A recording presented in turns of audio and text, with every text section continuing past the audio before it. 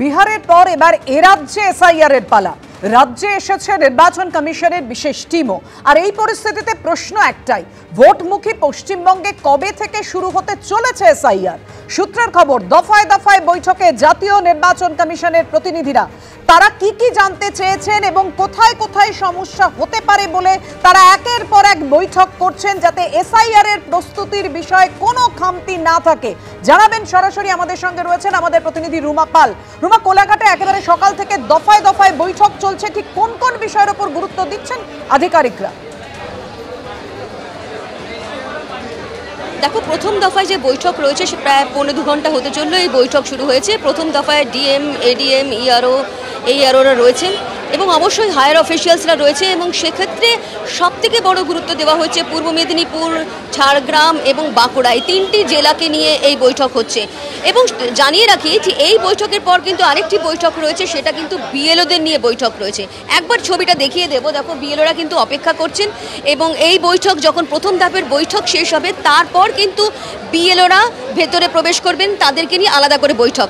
জানিয়ে রাখি যে প্রথম দিকে যে বৈঠক হচ্ছে অবশ্যই জানতে চাওয়া হচ্ছে এই 3টি জেলায় কোথায় কোথায় অসুবিধা রয়েছে এবং যেটা বারবার কমিশনের কর্তারা জানতে চাইছেন যে এই যে তারা কি 15 অক্টোবরের মধ্যে সব কাজ শেষ করতে পারবেন কিনা, এবং যখন নোটিফিকেশন করা হবে নির্বাচন কমিশনের তরফ থেকে এসআইআর, সেক্ষেত্রে কিন্তু একদম 3 থেকে 4 দিনের মধ্যে তারা 20% থেকে 30% তারা এমিউনারেশন ফর্ম ছাপাতে পারবেন কিনা। কারণ এটা কিন্তু সব থেকে বড় কাজ, কারণ 7,65,00,000 যেখানে ভোটার রয়েছে তার দ্বিগুণ কিন্তু এই ফর্ম ছাপাতে হবে এবং সেক্ষেত্রে কিন্তু একটা বড় কর্মযোগ্যই বলা যেতে পারে।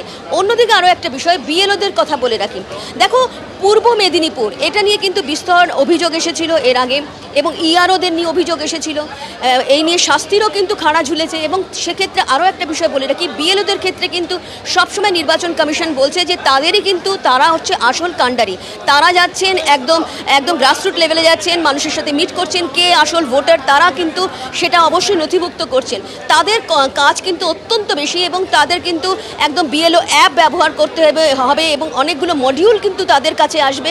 সেক্ষেত্রে তাদের গুরুত্বপূর্ণ ভূমিকা রয়েছে, সেই কারণে কিন্তু আলাদা করে বিএলওদের একটা বৈঠক রয়েছে। এবং আরও একটা বিষয় বলে রাখি, এর আগে যে অভিযোগ এসেছিল ইআরওদের নিয়ে, যেটা জানি না কি ময়নার ক্ষেত্রে জানা আছে এবং সেক্ষেত্রে নন্দকুমারের ক্ষেত্রেও কিন্তু অভিযোগ এসেছিল যে তারা কিন্তু পাসওয়ার্ড শেয়ার করেছিলেন এবং সেক্ষেত্রে পাসওয়ার্ড শেয়ারের ক্ষেত্রে কিন্তু বারবার বলা হয়েছে যে কোনোভাবেই কিন্তু পাসওয়ার্ড শেয়ার করা যাবে না। যারা ডেটা এন্ট্রি অপারেটর, একদম স্বচ্ছতার সঙ্গে করতে হবে। ফেক ভোটার লিস্টে কিন্তু কোনোভাবেই করা যাবে না।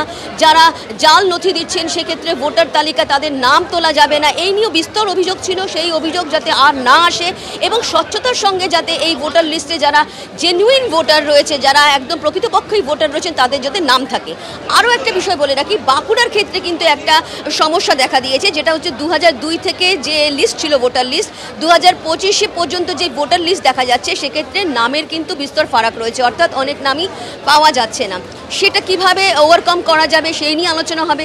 অন্যদিকে আরও একটা বিষয় বলে রাখি, ঝাড়গ্রাম, পূর্ব মেদিনীপুর নিয়ে যেমন রাজনৈতিক দিক দিয়ে বিজেপির তাদের যে অভিযোগ ছিল যে বেশিরভাগই যে বিএলও তাদের কিন্তু সরকারি যারা বিএলও ছিল তাদেরকে না করে বেশিরভাগই কিন্তু যারা একদম সরকারি নয় এমন ধরনের বিএলও নিয়োগ করা হয়েছে।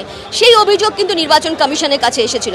সমস্ত অভিযোগ যাতে না থাকে এবং স্বচ্ছতার সঙ্গে যাতে এসআইআর এর কাজ সম্পূর্ণ করা যায়, এই বার্তা দেওয়ার জন্যই কিন্তু কমিশনের কর্তারা এবং তার সঙ্গে সঙ্গে মুখ্য নির্বাচনী আধিকারিক তিনিও বৈঠকে রয়েছেন এবং 2 ধাপে এই বৈঠক রয়েছে। অর্থাৎ রুমা, বোঝাই যাচ্ছে ভোটার তালিকায় বিশেষ সংশোধনের সমস্ত দিকগুলো, গুরুত্বপূর্ণ বিষয়গুলো খতিয়ে দেখা হচ্ছে একেবারে তোড়জোড় তুঙ্গে। ধন্যবাদ তোমায় এই মুহূর্তে। শুভেন্দু অধিকারী তিনি দাবি করছেন যে অনুপ্রবেশকারীদের নাম বাদ যাবে। কি বলেছেন বিরোধী দলনেতা? দেখুন। পূর্ব অভিজ্ঞতা বলে 2002 সালে যে লাস্ট এসআইআর হয়েছিল পশ্চিমবঙ্গে 26 লক্ষ নাম বাদ গেছিল এবং ইতিমধ্যে আপনারা জানেন যে ডবল ট্রিপল এন্ট্রিতে 16 লক্ষ নাম আমরা জমা দিয়েছি লোকসভা ভোটের আগে। 13 লক্ষ আধার কার্ড ডিঅ্যাক্টিভেটেড করা হয়েছে যারা লোকসভা নির্বাচনের পরে মারা গেছেন, আধার ডিঅ্যাক্টিভেটেড। এই 16 প্লাস 13 29 লক্ষ নাম তো চোখের সামনে আছে। তবে বিহারে যেভাবে রাজ্য সরকার সহযোগিতা করেছে, রাজনৈতিক দলগুলোরও অংশগ্রহণ ছিল, তাই সেখানে 100% সফল হয়েছে। বিএলওরা নির্ভয়ে প্রাণ প্রাণকে হাতে রেখে বাঁচিয়ে তারাও বিহারের মতো এসআইআর সব বুথে করতে পারবেন কিনা তারও আশঙ্কা আছে। কিন্তু তারপরেও আমি বলবো যে সঠিক এসআইআর হলে গত 10-12 বছরে বাংলাদেশের মুসলমান যেভাবে ঢুকেছে কাঁটাতারের বেড়া না থাকার ফলে তাতে 1 কোটিরও বেশি নাম বাদ যাওয়া উচিত।